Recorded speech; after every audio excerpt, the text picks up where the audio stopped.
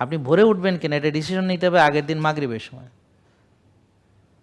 মানে পরের দিন আপনার দিনের ডিসিপ্লিনটা কেমন হবে, আপনি মাগরিবের পর নামাজ পড়ে বৈশা বৈশা ভাববেন, বা আসরের পরে বৈশা বৈশা ভাববেন যে আমি মাগরিবের থেকে কি কি ডিসিপ্লিন শুরু। আসরের পরে যে কোনো নামাজ নাই সেটা হলো ভাবনা।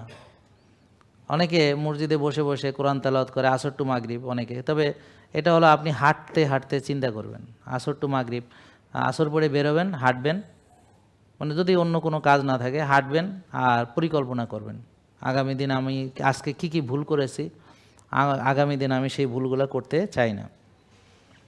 এবং ছোট ছোট খুব সিদ্ধান্ত নেন, যেমন সব ঠিক মানে একসঙ্গে করা যায় না। যেমন ধরেন আমি আগে ঘুমটা ঠিক করব, আমি খাওয়াটা ধীরে ধীরে চেঞ্জ করব, আমার বাসা থেকে আগে সয়াবিন সরাইয়া সরিষা ঢুকাইলাম, একটা ভালো পদক্ষেপ, একটা জিনিস শুরু করলাম, একটা হলুদ কিনলাম, একটা হলুদ দিয়ে শুরু করলাম, একটা জিনিস আমি স্টেপ নিলাম।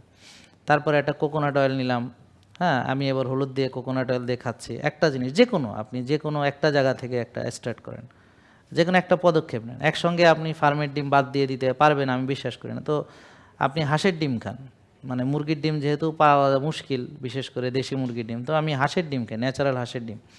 তো মুরগির থেকে হাঁসে আসতে পারেন।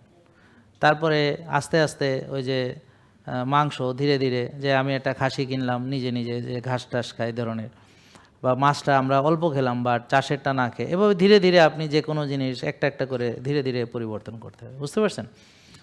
বা অনেকে ভাত হঠাৎ করে ছাড়তে পারে, ঠিক আছে আপনি ভাতের পরিমাণ কমায় দেন, ব্ল্যাক রাইস খান, সাদা চালের বদলে পরিমিত খান, আস্তে আস্তে বাদ দেন, সেটাও একটা পদ্ধতি আছে। অর্থাৎ কিনা আপনি যে কোনো একটা, যে আমি রাতে একটু আগে মানে ফোনটা, আচ্ছা আরেকটা জিনিস হচ্ছে আপনি যে আর্লি ঘুমাতে যাবেন, ঘুমাতে যাওয়ার জন্য কিন্তু যেমন আমরা অ্যালার্ম দেই না সকালে, কিসের জন্য অ্যালার্ম দেই? ঘুম থেকে ওঠার জন্য। কিন্তু আমরা কি কেউ ঘুমাতে যাওয়ার অ্যালার্ম দিয়েছেন আপনারা কেউ কখনো?